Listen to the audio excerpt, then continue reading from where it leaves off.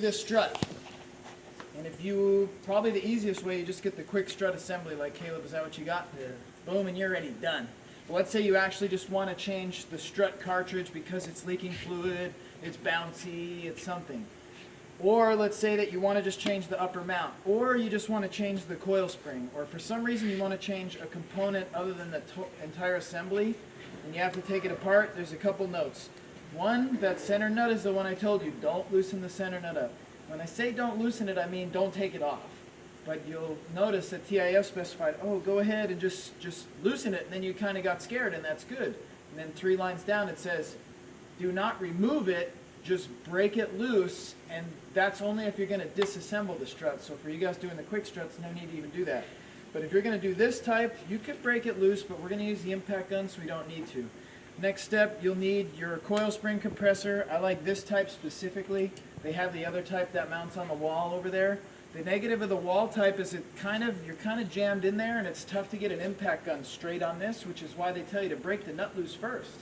But because this one's unobstructed up here, we can easily get our impact gun on that nut and just zing it right off. Whereas if you're doing it by hand, it's going to have a tendency to spin the strut cartridge, like the main shaft is just going to be freewheeling and you're going to be angry. So the next step is we're going to take this, you're going to go over to the machine, and we're going to set that lower seat kind of on there, kind of make a plan, and we're going to sort of run it in, right? So now we got it snugged. Now this could be in any number of different positions, and that's part of the trick to doing this job, is seeing what makes it seem most level. So that looks fairly level there, so I'm going to go ahead and I'm going to clamp it down. Now the next step, see these arms? These arms swing out. You can pick it up, you can pick this one up, you could lower it down, we can adjust these. The trick to this is getting it to be level with the spring. If you don't have it level with the spring and it pulls one side down first, now the spring gets kind of crooked and then it's not really sitting in the seat and you just fight it the whole time. It'll just fight you the whole time. So what we're going to do is we're going to make a plan for where we're going to put these, and you want it kind of high up because if we compress from down here, the spring's still going to be kind of stretched out. So ideally, something like that. That looks pretty close. So I'm going to just adjust this one, kind of hook it like there. Then this one I'm going to come over, and you see I can't quite get this one up that high. So unfortunately on this one, I may have to go way down here, or what I may be able to do is maybe even just rotate this strut a little bit so that it can be maybe just a little bit better. So if I go to here, yeah, I can't quite make it perfect. So what I'm going to try to do is just do the best that we can. This spring is particularly difficult because it's really steep. There's a big difference between the left and the right side. So I'm going to go with about that high, and that one's to be pretty low. Now note, this one's hitting really early, and this one's hitting really late. It's going to pull it crooked. So we're going to hope to get it a little bit different. I'm going to say maybe I can spin it a little bit more like this. And I don't know if that'll help me, but it might. So we're going to just try to find a good position for this. See, if I go there, I can't catch it. So you know what? We may have to just settle with the lower one. We of course want to get it up higher, but it doesn't look like that's really possible with this one. So you'll notice these are about the same, right? Now they're adjusted the same. So as I lower this, it should keep it fairly straight. I'm just going to make sure that we're snugged up here. Now this spring is supposed to be this tall, but it's held compressed because of the plate. So I'm going to just go ahead. I'm just going to crank it down to start. And this cool thing about this stand is it's portable. The negative thing is it's not bolted down, so you kind of have to just keep your feet on it. It's a very nice tool. So note what's about to happen here. See, that's freed up right now? You don't really want to stick your fingers in there and mess around. But I feel good about what we got because I placed these, I tightened this, I know it's good. Can you guys tell that this is loose now? Now before you move it too much, Randy, you got that China pencil? You had it. Sharpie will do. So if we, oh, that's a nice one. I'll take you up on that. Pink too. You want to do the little cancer thing? So if we pick a spot, in fact, here are the factory marks. I didn't even look for them. There's a yellow mark here, which we're going to make pink, and we're going to write right over the pink, and we're just going to kind of have an idea of where it was lined up. Now, if there was spring tension on this, it'd be really hard to turn this mount. It's still possible, but hey, you know what? Let's just line this stuff up so we put it together how it was. It just makes it easier. Otherwise, you're over at the car twisting this and fighting it. So you can see how it's lined up now. This stuff is loose. This is loose. The nut's still holding us up. So the next trick is going to be, you got that socket? Is it a 19? You tested it? Look into it. I'm going to say, yeah, probably 19. And we should be able to get it to come loose like this, but if it won't, we'll let the spring tension back up on it, and we're just going to be real careful. This is where it was saying in service information to just crack this loose, and you'll see why. Sometimes it makes sense. So that was pretty easy. Now, if you get nervous, just go ahead and don't loosen it up and be like, am I sure I'm going to do this? But you can take my word. We're going to roll it. Nothing's going to go wrong. Nut. This nut is a nylock. It's got plastic in it. Do you know what that means? It's a one-time use. Now, we're in the lab. We're going to use it once more, but if it was a customer's car, we'd be shipping it. So what I recommend, having a nice workspace and take everything you got and flip it over. Randy, put your hand out. You become my nice workspace. So there's the nut. The next part, we got this upper mount. It's kind of like a plate. It's possible that some of this bushing, this mountain stuff goes bad and it kind of creaks and squeaks and makes some noise. So if you were just changing an upper mount, bam, take this out and you go, new mount's on there, you're ready to go. But we're not going to do that. We're going to put it on our nice organized workspace. Now, you guys remember this bearing? This is that bearing. This is the pivoting bearing for the steering axis. So this could growl and grind and make noise and go bad and fail and whatever. So if you were just replacing this bearing, now you get the new bearing and put it on and put it back together. But if you had to go even further, and note, yes, it needs to go the right way. That's why I said flip it. Next, we got kind of the upper seat for the coil spring and its boot. If you see these boots are torn, yeah, I mean, it'd be nice to have the boots all perfect, but you don't necessarily have to, like, say the car's unsafe, you got a torn boot. But the job of this boot is basically to protect this shiny shaft, and this shiny shaft has to be able to plunge in and out of the strut, which has a seal. And if there was like rock chips and dings and dents, what do you think would happen to the seal? It would leak, it would get torn up, it would get shredded, and then you'd have a strut that was leaking. Now this one, I know this strut's good because A, it wasn't leaking, and B, see, when I move that, it's given a lot of dampening. It doesn't really want to bounce. I have to do that. That's going to be what stops the car from bouncing and bouncing and bouncing. This is a fresh strut. There's nothing really wrong with this strut. We're just practicing.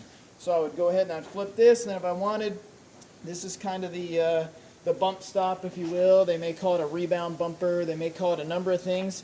If you have your car really slammed, the bottom of this will bottom out in the strut. It'll go all the way down. This boot will fully compress, and that rebound will actually hit in here. So this will actually be resting right on the bump stop. And that would be if you have like way too much weight. Or what about this coil spring? If that coil spring was bad, it might be bottoming out a lot. It might be having some issues. So if you see one of these and the thing's all banged up, it's probably because either it was overloaded, they were hitting some sweet jumps, or maybe the coil springs are beat or cut, or they've been torched. Or you know, that kind of stuff that sometimes people do. Alan, you're my extended table. Keep it just like that. Now, if we wanted to change the spring, like if you want to do aftermarket coil springs, you want to put some performance stuff, some iBox or whatever, your next step would be to just carefully loosen this. Watch how much taller this spring gets. That spring wanted to be way up here. Do you see how that could, if that spring were to expand rapidly, you're getting hit in the face. Like I said, you're going to wake up and you're not going to know what happened. Just going to know. I was doing struts and then I was waking up. So that's pretty much what you do if you're going to do the spring. You go ahead, we take this off. I'm just going to kind of note where that pink mark is and be like, all right, man, give me the new spring. Sweet. Now note, these all have rubber pieces on them. That's a rubber insulator. Probably a good idea to clean that stuff up right now. But that's been set in there. So if we go ahead and change a strut, at this point we'd loosen it, we'd get the new strut cartridge. If you say a strut, it's really just the strut. It means there's something wrong with the rebound, with the seal, with the fluids leaked out, with something. You would just get that strut. That thing's going to be like 50 bucks. What'd you pay for your quick struts, Caleb? Oh, they're cheap. How cheap? $40. $40 for the assembly? Yeah. Shoot, then don't even do all this stuff. Now I don't know what kind of Yeah. quality you got, but hey, for real, those things used to be like $300-400 bucks. You can get a strut for 50, or you can get a quick strut for $300-400. People would buy the struts. The only thing is, if you get a strut and there's something wrong with the spring, which a lot of times there is, the spring's worn, it doesn't fix that. So now we go ahead, we put our new strut in, we put the spring on. Now what I did specifically that you didn't catch, I didn't move these. I don't want to move them. We don't want to like re-equalize them for where we think they should be, because then we're going to have it crooked. So I'm going to bring it down to just right where it was. And even though I'm kind of helping it, it seems like that one's hitting first and this one's hitting later. I'm not going to fix that, because that's actually what's going to help pull this straight. And I made sure the spring was sitting right in that rubber insulator, just how it was, and everything is cool. And then I'm going to start cranking it down. You get nervous. I'm going to keep cranking it down. And you'll notice, just kind of the way it should, this thing sort of straightened itself out. And we might need to tweak it a little, but overall, it's going to be pretty easy to line this stuff up. So then we go ahead and we play the reassembly game. I put this in. I'm not sure where it goes, but luckily for you, we did the pink mark. And you notice it says outa. Check that out. Outa. No, it's actually out and an arrow. That's towards the outboard side of the vehicle. It's not outa. Now at this point, you know, I might need to just do a little bit of finesse possibly, just because it's bound that something's going to slightly move like pretty much every time, but it shouldn't move much. So we don't need a whole lot of work right there. We're actually pretty close. We'll be able to get that in. Our next part, nuts coming, bearings flipped, bearing goes on. We make sure the bearing's seated. Next part, upper mount goes on. Upper mount's got a flat spot. You can't put it in wrong, but you have to get it so it's gonna be in the right spot. Now, pink, pink, pink, so I know we're pretty close. Now what I'm gonna do just to help us, I'm just gonna start this nut. I'm just gonna start to buzz the nut up. We'll see if it may go all the way. We'll see right now. I'm gonna hold it. Now this would be a new nut, right? And that would be snugged. How do you torque it though? How do you torque it? What do you think? With a torque wrench, but if we try to turn it right now, it's going to spin. So the final torque would be, as I loosen this up, and this is where I have to guide this spring back into the mount. That's where it's going to be a little bit tricky. And I may even choose to loosen this up and kind of readjust it. This is where you're going to lose some fingers if you're not real careful. So we're going to be extremely careful. And because I am, Randy, you're going to be hired. You're going to really slowly kind of loosen this right here, just because I'm in the interest of saving time, and I'm just going to kind of get this where I want it with my hands in a safe way, and if I can't, we'll have to readjust.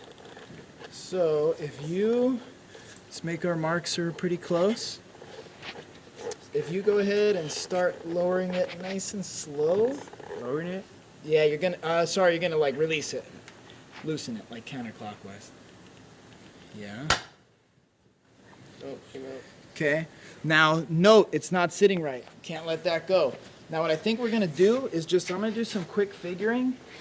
I'm gonna release it there for just a second, and I'm gonna say I think did it all the way. I guess it did. It was right on the border, but hey, if it worked itself out, we're good. But you see where it has to sit. If it doesn't sit there, you can't let it go. You need to make it sit right, and this one happened to pop in pretty easy. So then we would go ahead, we take this out. Now with the spring pressure, that shaft has some tension on it. We could install it in the car and do our final torque with the torque wrench while it's inside the car. Make sense? So what we did with the gun was tightish, but not torqued. And it's common if someone does those and that nut's not torqued, it'll loosen up and it'll turn to a clunk and a bump and some noise over speed bumps and stuff. Make sense? Any questions? It's not lined up like exactly perfect. Oh, that's okay.